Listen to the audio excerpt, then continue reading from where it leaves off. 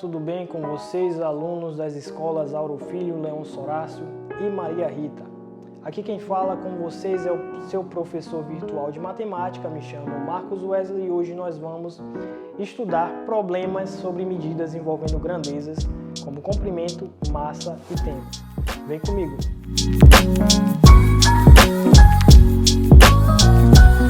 Bem pessoal, vou começar hoje comentando com vocês uma parte histórica relacionada às grandezas, né? Desde os tempos mais antigos, o homem ele se preocupa em realizar as medições, em padronizar a realização dessas medições. Essa preocupação se encontra historicamente, por exemplo, nas civilizações dos babilônios, os egípcios, os gregos, os romanos, todos eles tinham essa preocupação em realizar esse tipo de padronização. Por exemplo, em alguns lugares eles padronizavam algumas partes do corpo de algumas pessoas que eram autoridades daquela região, como unidade de medida padrão para realizar as medições daquela região. Na modernidade, a Academia de Ciências da França, em 1789, ela formulou um sistema de medidas unificado, fazendo entrar em vigor o sistema de medida de base decimal com 3 unidades titulares.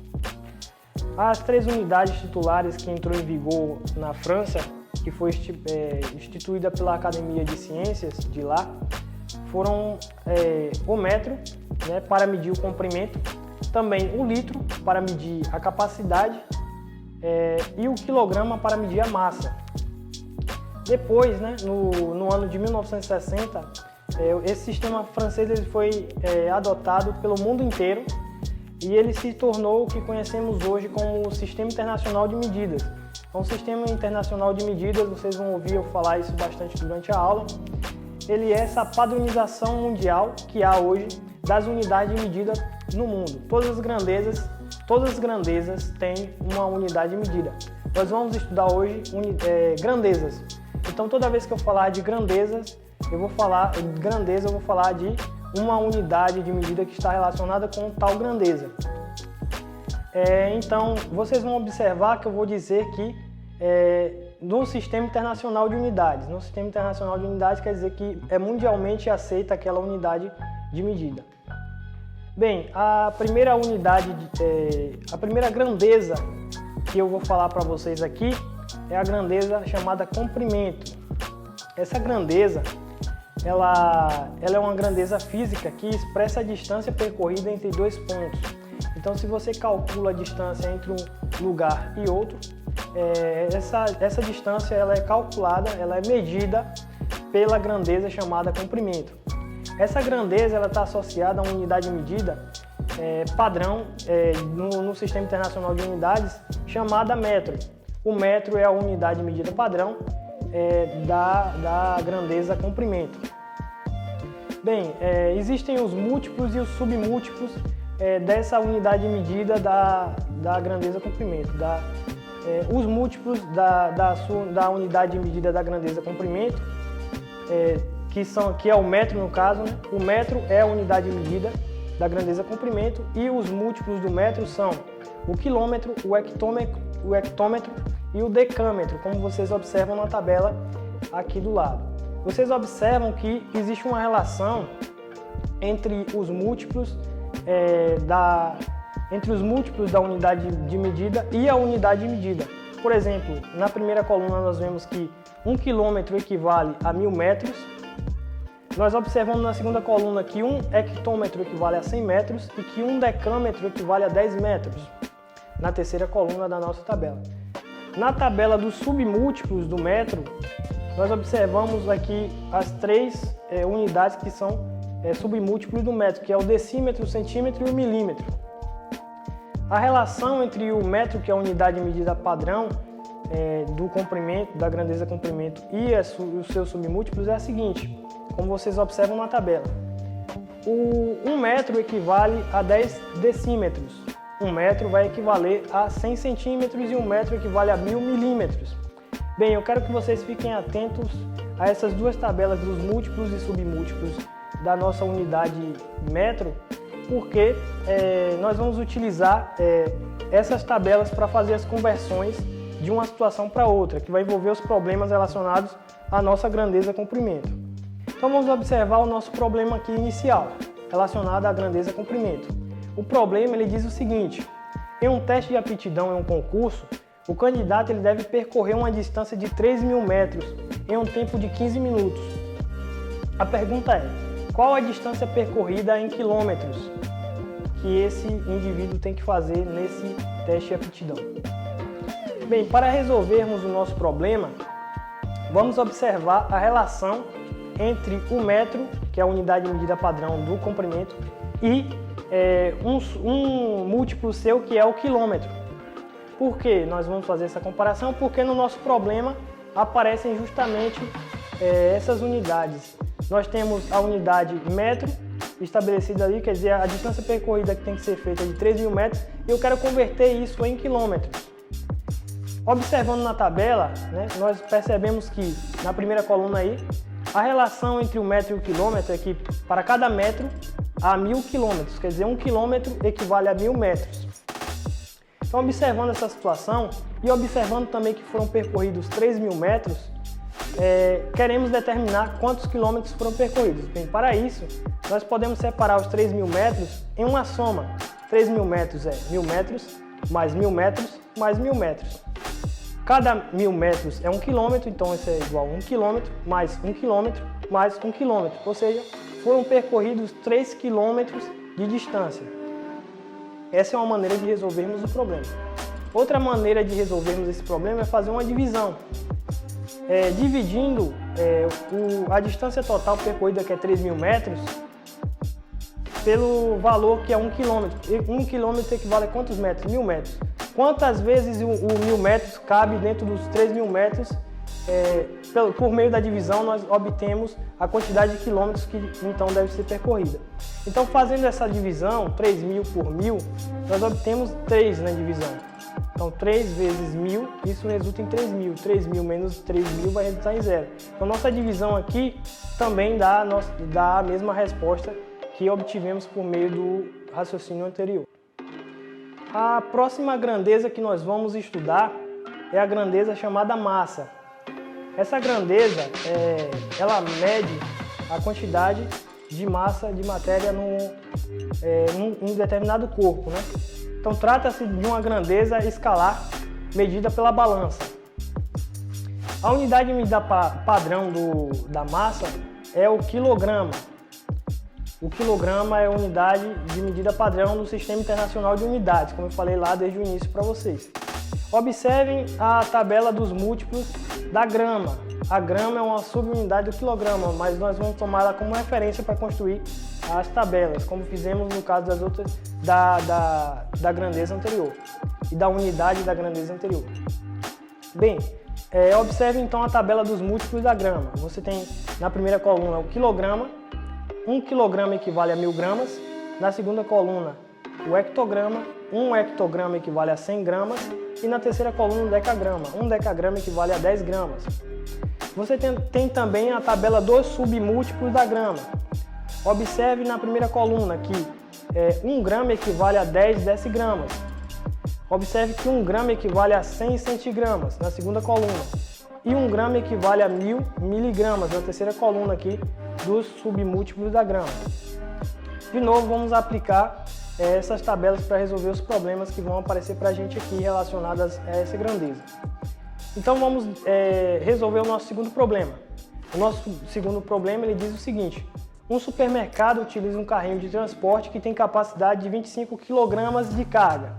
Existe uma pilha com 96 caixas, cada uma delas com massa de 600 gramas. A pergunta do problema é: quantas viagens de carrinho terei de fazer para transportar todas essas caixas? Bem, para resolver primeiramente o nosso problema, nós devemos deixar tudo na mesma unidade. Observe que a quantidade de carga que o carrinho consegue carregar está em quilograma e a massa de cada uma das caixinhas está em gramas. Então é interessante para a gente primeiro começar colocando todas as situações que aparecem no nosso problema em uma mesma unidade. No caso, vamos colocar no submúltiplo do quilograma, vamos colocar na unidade grama. A relação que existe entre o quilograma e a grama é de que para cada quilograma que você tem, há 1000 gramas. Então, 1 quilograma equivale a 1000 gramas, como nós observamos na nossa tabela dos múltiplos da grama. Bem, então, vamos fazer a conversão da capacidade de carga do carrinho para a grama. O carrinho, nós sabemos que ele comporta, no máximo, 25 kg de carga. Se ele comporta 25 kg, então nós escrevemos 25 kg igual a 25 vezes 1 kg. 25 kg é 25 de 1 kg. 1 kg, eu vou utilizar a nossa relação de que 1 kg equivale a 1000 gramas e fazer essa substituição. Então, observem que está em destaque aqui o 1 kg. Isso vai ser igual a 25 vezes 1000 gramas. Troquei o 1 kg pelas 1000 gramas. Então, 25 vezes 1000 gramas vai resultar em 25.000 gramas. Ou seja, um carrinho que comporta carregar 25 kg, comporta carregar 25.000 gramas. Bem, agora vamos observar quanto que de massa mede todas as nossas caixinhas, porque nós queremos carregar todas elas, transportar de uma parte para outra, usando o nosso carro do supermercado. Nós temos 96 dessas caixinhas e cada uma delas tem massa de 600 gramas. Bem, então para saber a massa total, nós multiplicamos o 96, que é o total de caixinhas, pelo valor de massa de cada uma delas, que é 600 gramas. Quando nós fazemos essa multiplicação, obtemos 57.600 gramas. Então, 57.600 gramas é a massa total de todas as caixinhas que nós temos. Nós temos que transportar todas essas caixinhas, toda essa massa, sabendo que nós comportamos um total de 25.000 gramas para cada carregamento que fazemos. Bem, então observem que se eu fizesse apenas um carregamento, eu conseguiria carregar 25.000 gramas. Isso não chegaria nem perto de 57.600 gramas que eu tenho que carregar. Mas observem que se eu fizesse dois carregamentos, qual que seria a carga que eu carregaria? 2 vezes 25.000, total, né? O total de carga do carrinho é 25.000, então 2 vezes 25.000 dá 50.000 gramas. Então carregaria em dois transportes, 2 viagens, 50.000 gramas. Se eu transportei 50.000 gramas e são 57.600, quer dizer que sobraram 7.600 gramas que eu ainda tenho que carregar numa terceira viagem. Então o total de viagens que eu devo fazer, nesse caso do nosso problema, são 3, porque 2 vão comportar no máximo 50.000 gramas e uma terceira vai levar as 7.600 gramas restantes. Observe também que esse problema ele poderia ser resolvido por uma mera divisão. Então, se eu fizesse a divisão de 57.600 por 25.000, isso resultaria em 2, daria um resto de 7.600. Quer dizer que eu conseguiria fazer 2 viagens, carregando cada uma das viagens 25.000 gramas e sobraria ainda 7.600 gramas. Então, precisaria fazer uma terceira viagem. Vamos falar agora da nossa última grandeza na aula de hoje, que é a grandeza tempo.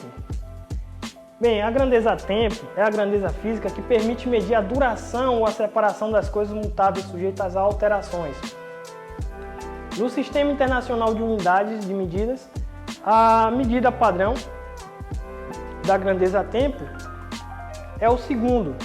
Observem as seguintes tabelas, as tabelas que mostram a relação entre outras unidades de medida de tempo, como o dia, a hora e os minutos, com os segundos, que é a unidade padrão. Um dia equivale a 24 horas na primeira tabela, que equivale a 1.440 minutos, que equivale a 86.400 segundos. Uma hora equivale a 60 minutos, que equivale a 3.600 segundos.